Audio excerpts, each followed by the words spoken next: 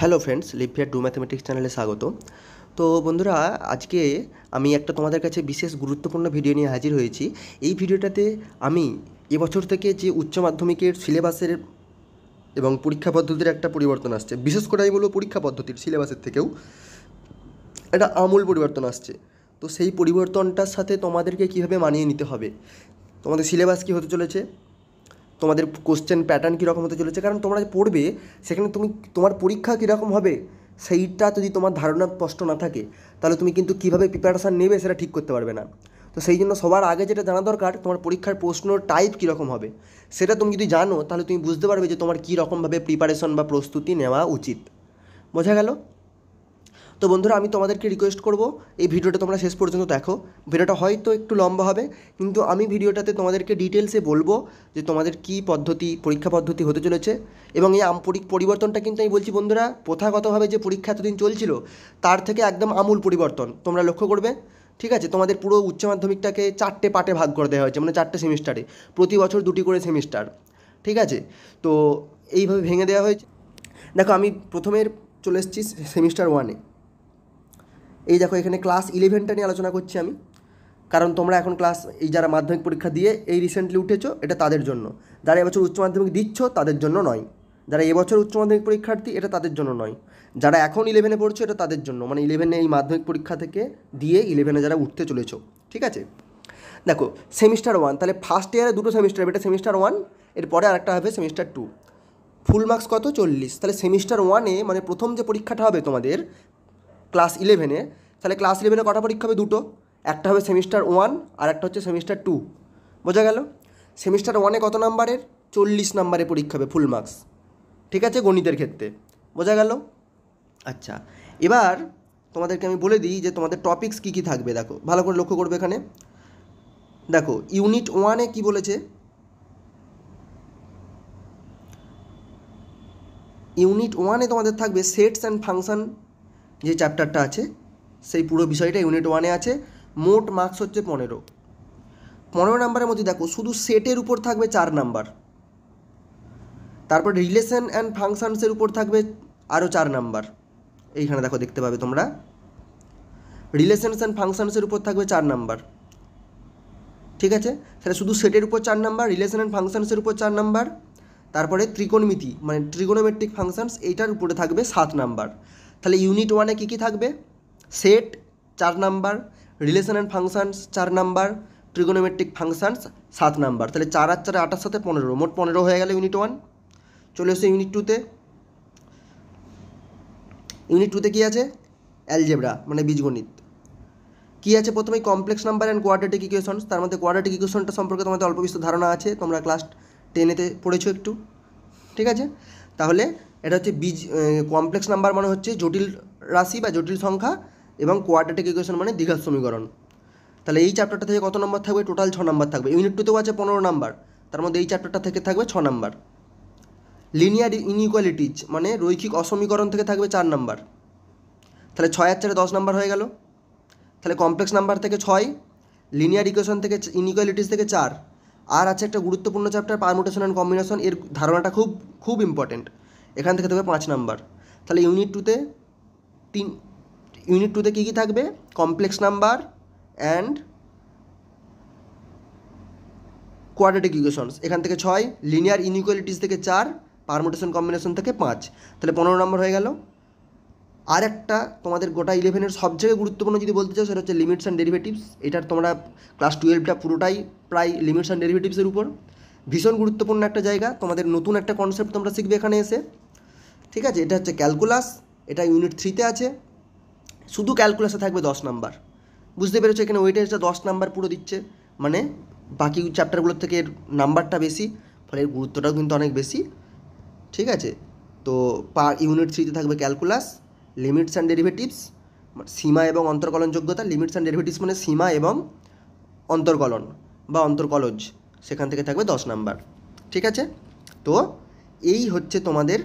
এরপরে দেখো সেমিস্টার 2 চলে আসছে। ঠিক আছে? সেখানেও 40 নাম্বার, মানে সেমিস্টার 1-এ 40, সেমিস্টার 2-তে 40, আর তারপরে থাকবে প্রজেক্ট ওয়ার্ক, সেখানে 20 নাম্বারের। তো সেমিস্টার 2 নিয়ে আমি এখন তোমাদের বলবো না। এবার আসি পরীক্ষা আর নাম্বারের বিভাজনটা জানতে পারলাম। এবার প্রশ্নের প্যাটার্ন কীরকম হবে সেটা চলো আমরা একটু জেনে নিই। এখন তোমরা স্ক্রিনে যেটা দেখতে পাচ্ছ, এটা দেখো গণিতের ম্যাথামেটিক্সের ক্লাস 11-এর টোটাল থিওরির যে নাম্বার মার্কস সেটা হচ্ছে 80। এটা কিন্তু দুটো সেমিস্টার মিলিয়ে ক্লাস 11-এর বলছি, 40 + 40, ঠিক আছে। এর মধ্যে আমি শুধু সেমিস্টার 1টা তোমাদের মানে 40 নাম্বারটা আলোচনা করে দিচ্ছি, ঠিক আছে। তো দেখো MCQ marks class 11 semester 1 topics আছে, আর এমসিকিউ মার্কস 40। তার মানে তোমাদের 11-এর পরীক্ষাটা শুধু এমসিকিউ ভিত্তিক হবে প্রথম সেমিস্টারটাই। তাহলে 11-এর কোশ্চেনের প্রথম সেমিস্টারটায় 40 নাম্বারের পরীক্ষা, তোমাদের থাকবে 40টাই শর্ট প্রশ্ন এমসিকিউ, মানে মাল্টিপল চয়েস কোশ্চেন। 4টে করে অপশান থাকবে, একটি অপশান সঠিক হবে, সেটাই তোমাদের নির্বাচন করতে হবে। এটা তোমাদের 11-এর পরীক্ষা হয়ে যাবে, এভাবেই হবে। নাম্বার বিভাজনটা এবার দেখে নাও। দেখো একে কী আছে, সেট, রিলেশন, ফাংশান আর ট্রিগোনোমেট্রিক ফাংশান। সেট থেকে আছে 4 নম্বর, রিলেশনস অ্যান্ড ফাংশান থেকে আছে 4 নম্বর, মানে 8 নম্বর হয়ে গেল। ট্রিগোনোমেট্রিক ফাংশনস থেকে আছে 7 নম্বর, 15 নম্বর হয়ে গেল। তাহলে 15টা শর্ট কোশ্চেন এখানে পেয়ে গেলে 15 × 1 15 হয়ে গেল। এবার চলে এসো 2 নম্বরে। এখানে বীজগণিতে কী আছে, complex number and quadratic equation, ওখান থেকে ছিল 6 নাম্বার। লিনিয়ার ইনইকুয়ালিটিস থেকে 4 নাম্বার, পারমুটেশন কম্বিনেশন থেকে 5 নাম্বার। তাহলে 6 × 4 10 × 5 15 নাম্বার হয়ে গেল। 15 × 1 15টা শর্ট প্রশ্ন, এইভাবে ভাগ করা থাকবে, ঠিক আছে। বোঝা গেল কোনখান থেকে কটা প্রশ্ন আসবে। 3 নম্বরে কী আছে, ক্যালকুলাস, লিমিট অ্যান্ড ডেরিভেটিভ, এখান থেকে 10টা শর্ট প্রশ্ন আসবে। 10 × 1 10টা শর্ট প্রশ্ন, বোঝা গেছে। আমি আবার বলছি, সেটস থেকে আসবে 4টে শর্ট প্রশ্ন, রিলেশন অ্যান্ড ফাংশনস থেকে আসবে 4টে শর্ট প্রশ্ন, ট্রিগোনোমেট্রিক ফাংশন থেকে আসবে 7টা শর্ট প্রশ্ন। অ্যালজেব্রার মধ্যে complex number and quadratic equation থেকে আসবে 6টা শর্ট প্রশ্ন, লিনিয়ার ইনইকুয়ালিটিস থেকে আসবে 4টে শর্ট প্রশ্ন, পারমুটেশন কম্বিনেশন থেকে আসবে 5টা শর্ট প্রশ্ন। ক্যালকুলাসের লিমিট অ্যান্ড ডেরিভেটিভস থেকে শুধু লিমিট অ্যান্ড ডেরিভেটিভসের উপর থাকবে 10টা শর্ট প্রশ্ন। এই হলো তোমাদের 11-এর প্রথম সেমিস্টারের পুরো সিলেবাস। প্রথম সেমিস্টার কভার হয়ে গেল। দ্বিতীয় সেমিস্টার আমি এখন তোমাদের বলছি না, তোমরা কনফিউজ হয়ে যাবে। যখন তোমাদের দ্বিতীয় সেমিস্টার আসবে আমি তখন তোমাদের বলে দেবো। এই ভিডিও সম্পর্কে বা এই নিয়ে তোমাদের আর কোনো যদি প্রশ্ন থাকে তোমরা আমাকে কমেন্টে জানাতে পারো। এবার আসি বইয়ের প্রশ্নে। এখন তোমরা স্ক্রিনে যে দুটি বই দেখতে পাচ্ছ তার মধ্যে বাম দিকের বইটি হলো সৌরেন্দ্রনাথ দে এবং ননীগোপাল মণ্ডল মহাশয়ের লেখা, আর ডান দিকে যে বইটি দেখতে পাচ্ছ সেটি হলো প্রারম্ভিক গণিত, যাদের লেখকবর্গ হচ্ছেন মানবেন্দ্রনাথ মুখার্জি, পার্থসারথী মুখোপাধ্যায়, শ্রীমন্ত সিংহ রায়, উৎপল দাশগুপ্ত। তো বন্ধুরা, সৌভাগ্যক্রমে আমি ননীগোপাল মণ্ডল মহাশয় এবং পার্থসারথী মুখোপাধ্যায় মহাশয় উভয় স্যারেরই ক্লাস করার সুযোগ আমার ছাত্র জীবনে হয়েছিল। তো সেই কারণে আমি নিজেকে ধন্য মনে করি। তো যেটা তোমাদের বলবো, যারা এই প্রথম উচ্চ মাধ্যমিক শুরু করছো, অর্থাৎ এটাকে একটা টার্ম আছে ফার্স্ট রিডার বলা হয় আর কি, যারা নতুন কিছু একটা পড়তে শুরু করছে তাদের জন্য বাম দিকের বইটি একদম খুবই যথোপযুক্ত। কারণ এই বইটিতে খুব সহজ এবং গুরুত্বপূর্ণ যে উদাহরণ সেগুলো নির্বাচন করা হয়েছে, যা দেখে ছাত্ররা অনুশীলনীর অঙ্কগুলো খুব সহজেই এবং ভালোভাবে অনুরূপ অঙ্কগুলি করে ফেলতে পারবে। তার ফলে প্র্যাকটিসের জন্য বাম দিকের বইটা খুব ভালো, এবং উচ্চ মাধ্যমিক পরীক্ষার জন্য বাম দিকের বইটি খুব ভালো, কারণ এতে অনেক উদাহরণ করে দেওয়া আছে। ডান দিকের যে বইটি অর্থাৎ প্রারম্ভিক গণিত বইটি, এই বইটি একটু অ্যাডভান্স পড়াশোনা করার জন্য, যারা জয়েন্ট এন্ট্রান্স বা এই জাতীয় পরীক্ষার জন্য নিজেদেরকে প্রস্তুত করতে চাও তাদেরকে কিন্তু বাম দিকের বইটার সাথে সাথে ডান দিকের বইটাও রাখতে হবে। ডান দিকের বইটাতে থিওরির অংশটা খুব সুন্দর এবং গভীরভাবে বিস্তরে আলোচনা করা আছে, এবং ডান দিকের বইতেও উদাহরণের অঙ্ক খুব ভালো সিলেকশন করা হয়েছে। তার সাথে সাথে যেগুলো অনুশীলনীতে আছে সেইগুলো করার জন্য ছাত্রদের থেকে একটু বেশি বুদ্ধিমত্তা দাবি করে ডান দিকের বইটি। সেই কারণে যারা একটু অ্যাডভান্স পড়াশোনা বা প্রিপারেশন নিতে চাও তাদেরকে কিন্তু ডান দিকের বইটিও সঙ্গে রাখতে হবে অবশ্যই। তো আমি বলবো এই দুটো বই খুব গুরুত্বপূর্ণ।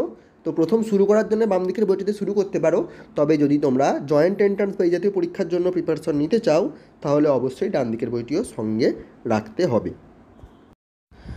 এবার যেটা বলি বন্ধুরা, আমি এই ভিডিওতে আর এর বেশি কিছু বলছি না।